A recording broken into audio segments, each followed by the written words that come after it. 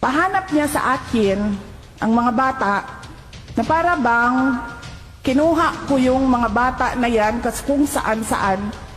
And take note, hindi ako yung may kaso ng kidnapping. Hindi ako yung may kaso ng human trafficking. Si Franz Castro, kinuha niya yung mga bata diyan sa Talaingod kasi ililipat niya doon sa Manila para mag-rally.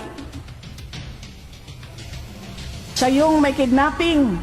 Siya yung may human trafficking. Hindi pa tapos ang isang buwan ng pagbubukas ng aming klase. Pinapahanap niya sa akin ang 2 million na para bang kinidnap ko yan lahat at ayaw ko sila mag-aral. Yan yun. We should, ulitin ko lang basahin, we should expose the lies employed by the terrorists to survive. Pero huwag na kayo sumali, ako na lang. Ako na bahala. Employed by the terrorists to survive.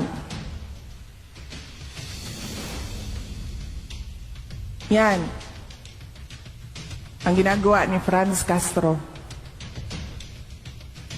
Sige lang sila atake, sige sila atake. And then nag-aantay ako. Give me something concrete that I did something wrong. And then there's nothing. Wala. Pero, tuloy-tuloy pa rin yung atake nila in the hopes that yung lie, the lie that they are peddling, that I did something wrong, would take stock sa utak ng mga tao. Yan yung ginagawa nila. Kaya, naglabas na kami ng statement ngayon Nagpasalamat na kami kay Congressman Estela Kimbo, nagpasalamat na kami kay ES, nagpasalamat na kami kay Secretary Gibo, nagpasalamat na kami sa mga nagsasalita. Pero sinasabihan namin sila privately, wag na kayo magsalita because there is no defending an attack that is meant to run paulit-ulit para in the end yung hindi totoo, maging totoo sa utak ng mga tao. Inaantay ko hanggang ngayon. Araw-araw tinatanong ko, meron na ba silang naibigay na papel? Meron na ba silang na-file na kaso? Meron na ba anything to really show na merong ginawang mali ang Office of the Vice President? Wala. Pero tuloy-tuloy pa rin sila. And then pag tinatanong sila, oh, but you took out words doon sa batas. You took out words doon sa batas and you interpret it this way. Sabi nila, huwag niyo na basahin yung 3 words dyan. Basta makinig lang kayo sa interpretation namin. Yan ang ginagawa ni Franz Castro ngayon at ng buong Makabayan Bloc. Kasi alam nila na ginagamit namin ang pera para hanapin yung koneksyon nila sa mga NPA. Tapos sasabihin ni Franz Castro, tingnan nyo, kulang ng 2 million ang enrollment ng DepEd. Tanungin nyo si Inday Sara nasaan ang 2 million na learners ng Department of Education. Kasi hanggang ngayon, kulang ang enrollment nila ikumpara natin sa number last year. Pahanap niya sa akin ang mga bata na para bang kinuha ko yung mga bata na yan kung saan-saan.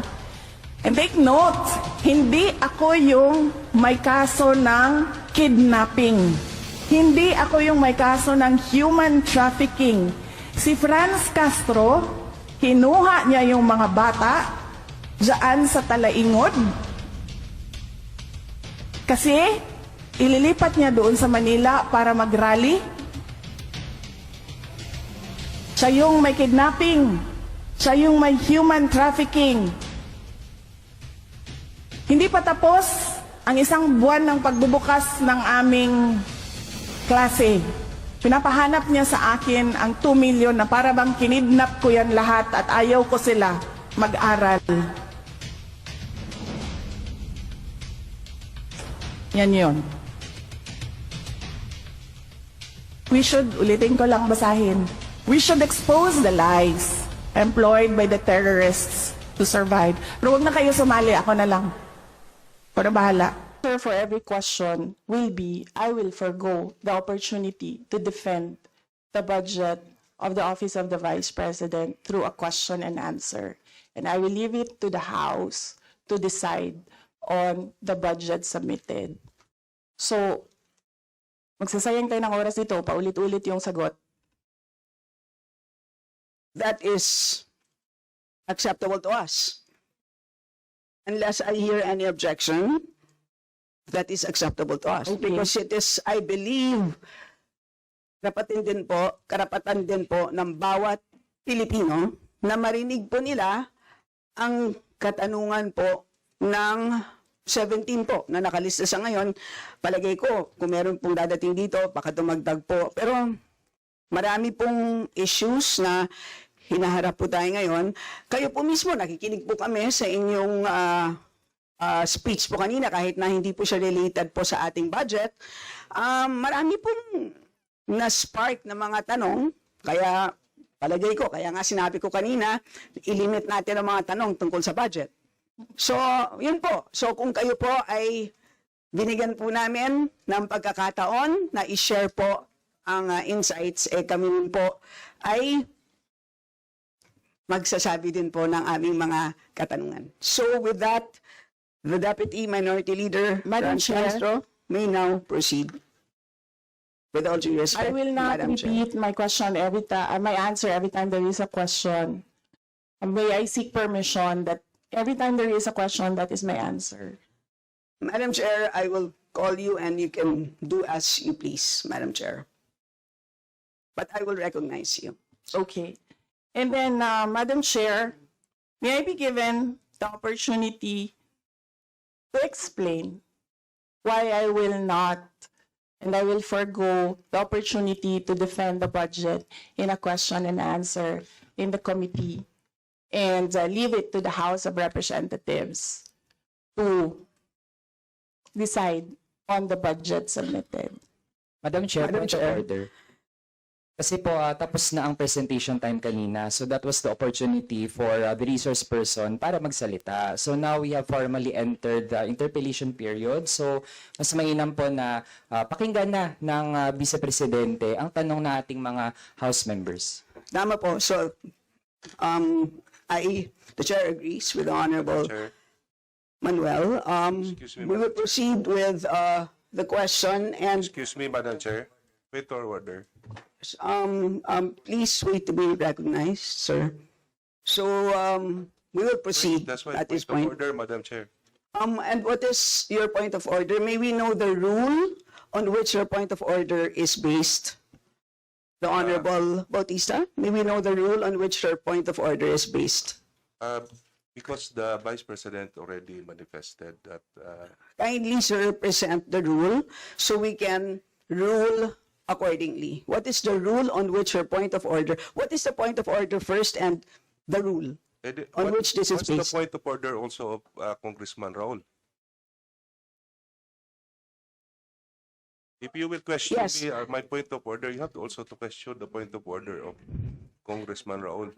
So we will make the Honorable Manuel repeat his point of order and the rule, because this is clear based on the rules that we approved during our first hearing relating to the budget. So please repeat that.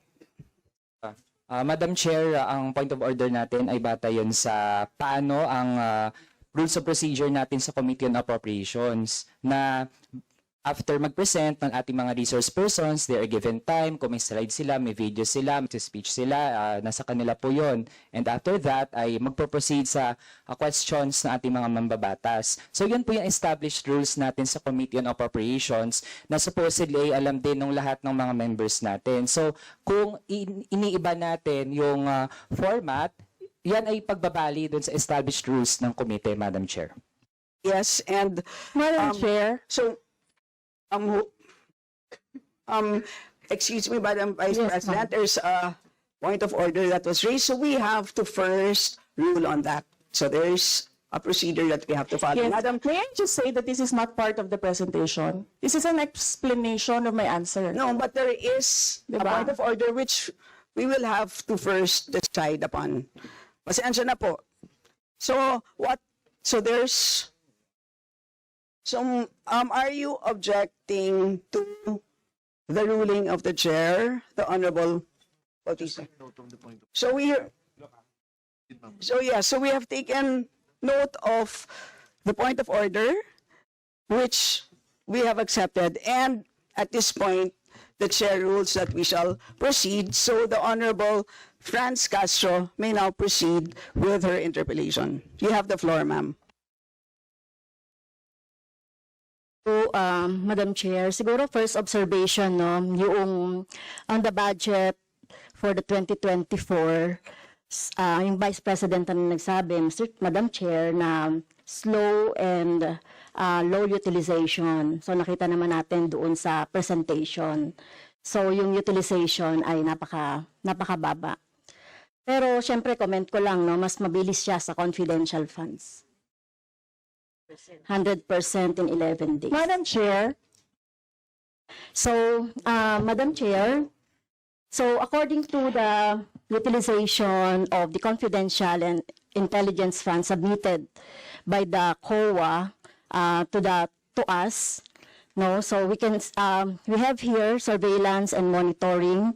Sabihin ko lang, Madam Chair, no, yung purchase of information out of 125 million confidential funds in 2022, purchase of information 14 million, payment of reward 10 million, rental and other incidental expenses relative to the maintenance of safe houses 16 million, purchase of supplies 35 million, provision of medical and food aid 40 million, payment of incentives to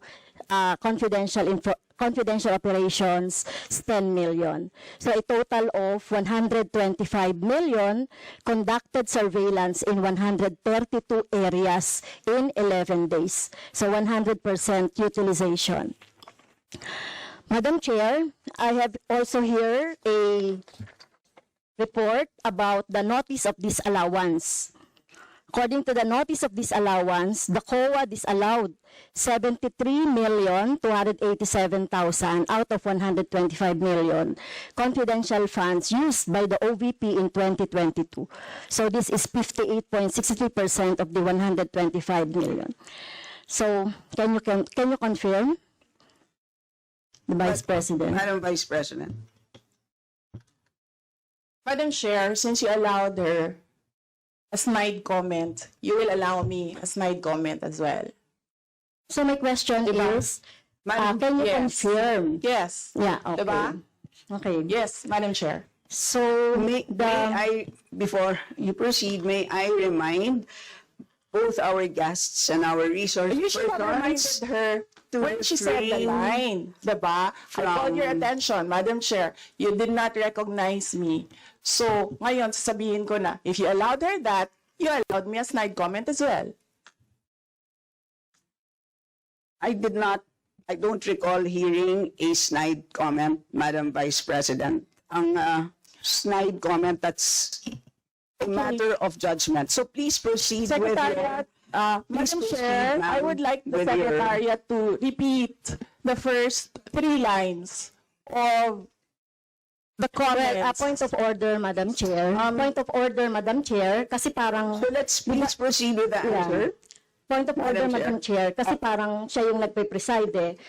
Yes, that's right. Kasi inuutusan Madam mo Vice yung President. secretariat natin sa Committee on Appropriation Yes. Alam mo, Some ano, order, diba? please. So, Yes, okay. Thank you, Madam Madam Vice Chair. President, please proceed with the response. There's a question. Please proceed with the response.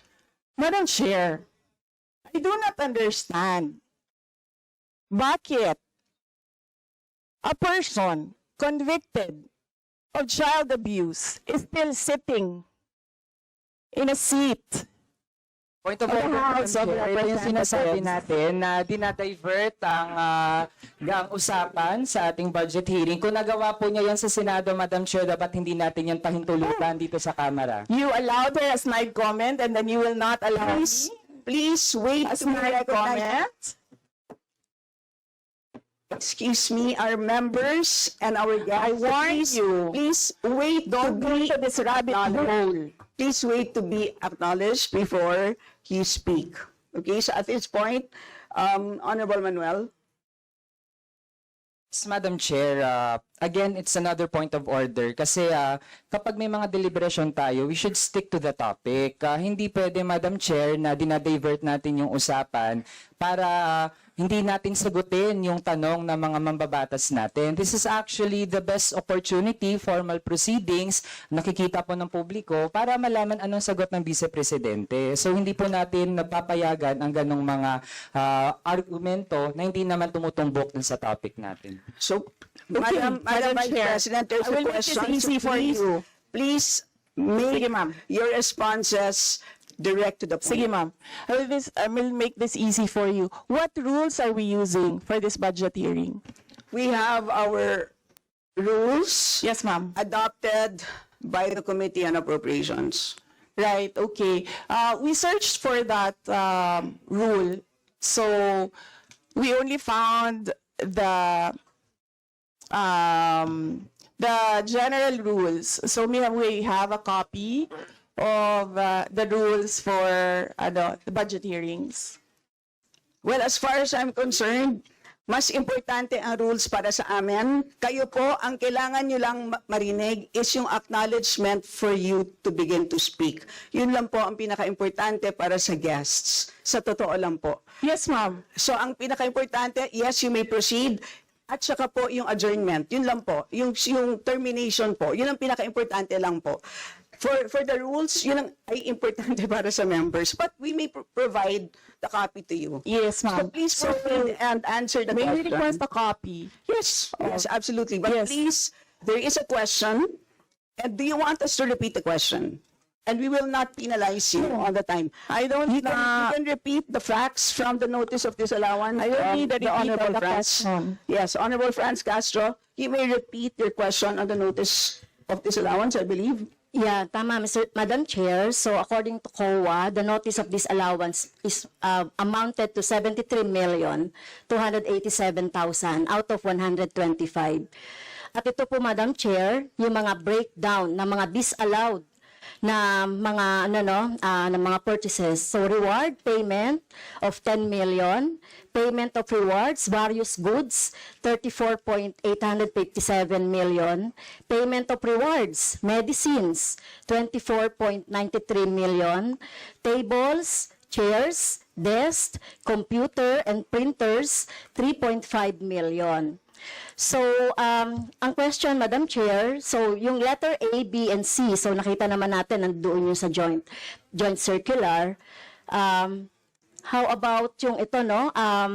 How about yung mga tables, chairs, desktop, computer, na umabot po ito sa 3.5 million. So, pwede bang maipaliwanag kung bakit ito pinurchase, Madam Chair? Madam Vice President. Madam Chair, I still request for the rules of the budget hearings. Okay, Vice President. gusto mo sagutin ko, ma'am. Yes, Madam. This is a hearing of the budget of 2025.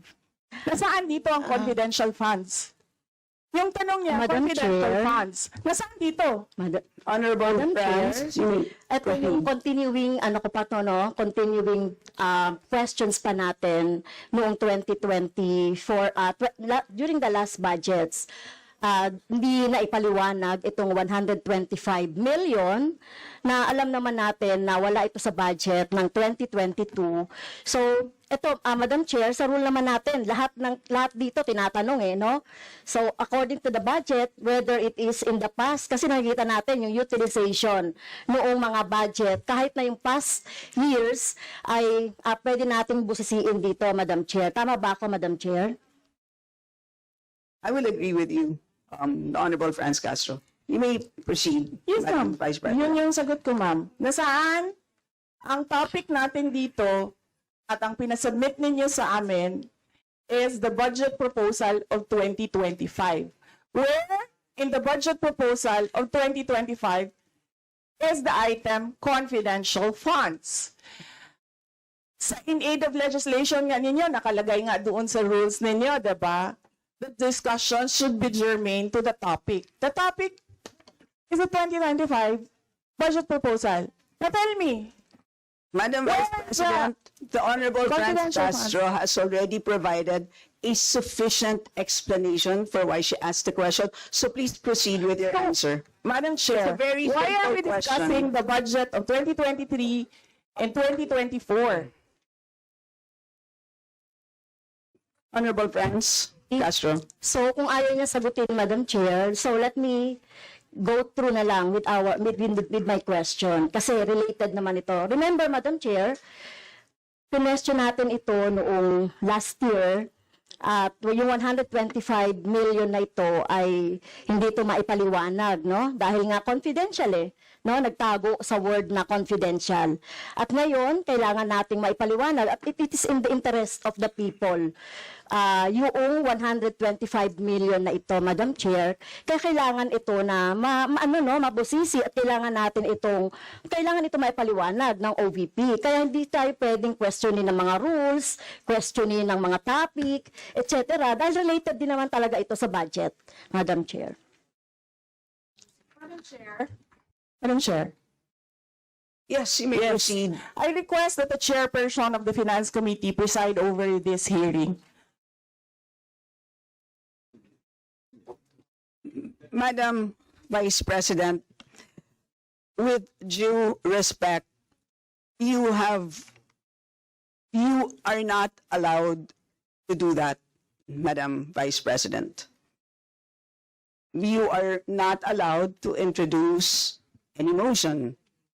You are a research person in this Not- hearing, Madam President. I did Vice not move, President. ma'am. I requested the as same vein. your resource person, I requested So that the your request chairperson is of the denied, committee. Madam Vice President. Just please answer the question. The issue on confidential funds falls squarely within our discussion of your 2025 budget. Narinig mo yung sinabi niya, ma'am? Narinig So mo yung please proceed. nakikinig ka sa kanya kanina? Absolutely. Walang rules dito.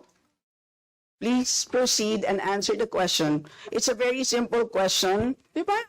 Please explain the specific spending on those items that she enumerated, amounting to a total of, Honorable Franz, do you want to Amounting repeat to a that? total of 73.287 million. So, dahil may notice of disallowance, so ibig sabihin, Madam Chair, illegal ito at not in accordance with the joint circular by the COA, BBM, and other related agencies. So, kung ito ay dinisallow, so ibig sabihin, illegal yung paggamit nito. Madam Chair, nitong mga items na binanggit ko po, Madam Madam Chair. Chair, you Madam cannot Vice President. you cannot allow a member of the House to just claim that it is illegal. That is a Madam notice Chair. of disallowance. That is a procedure inside the Commission on Audit. Hindi sa upuan niya. Honorable Franz. Okay, thank you, Madam Chair. So, thank you for the explanation, Vice President. Okay, next. According to accomplishment report of OVP, it spent 10 million for payment of reward. So, Madam Chair, in 11 days, ilang tao kaya at magkano kada tao ang reward? In fact, COA disallowed the whole amount spent by OVP for payment of reward. Hindi ba, Madam Chair, questionable ito? Madam Chair, the invitation letter that we received from the House of Representatives. Dear Vice President Duterte, the House Committee on Appropriations will hold briefings, hearings on the budget proposals of various departments, agencies, and corporations relative to the fiscal year 2025 National Expenditure Program as the basis of the fiscal year 2025 General Appropriations Bill. Nasaan? Sa presentation ko kanina, ang haba. Ang confidential funds. Honorable Franz Castro.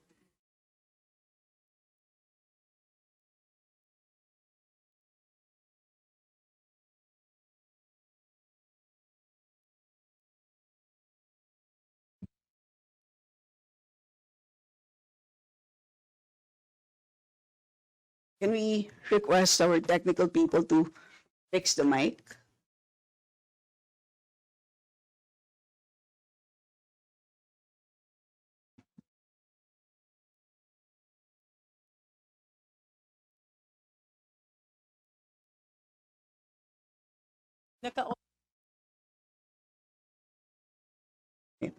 Can everybody check their mics and make sure that they're switched off para maka-switch on yung si Franz?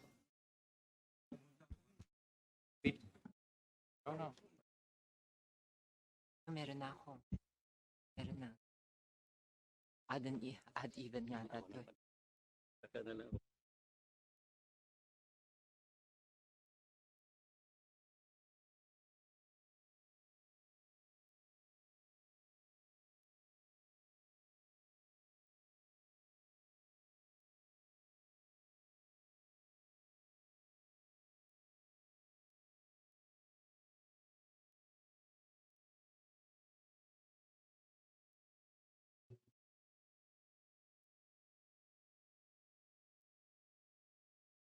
Madam Chair, point of order lang ulit, Madam Chair. Kasi kailangan lang nating ma-establish. I would assume hindi naman po pinanganak kahapon ng ating resource person. Practice po natin sa Madam House Chair, that is a bago polite po- remark. na para po tayo ay makapagtalakay ng budget na pinopropose para sa susunod na fiscal year, chine-check natin paano din gumagastos yung mga ahensya even in the current year and in the past year. Also, Madam Chair, Section 162, Rulings as Precedents, rulings on questions raised by members shall form part of the parliamentary practice of the House. At practice po natin since time immemorial na hindi lang po ang proposed budget yung tinatalakay. Kasi yung performance ay dapat bahagi din ng discussion. Yun lang, Madam Chair.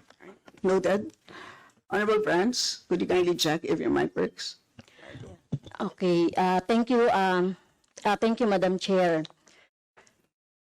So yun po, no, yung sinasabi natin kanina, yung payment ng reward, the resource person can answer this. Questionable, tingin ko ay questionable ito.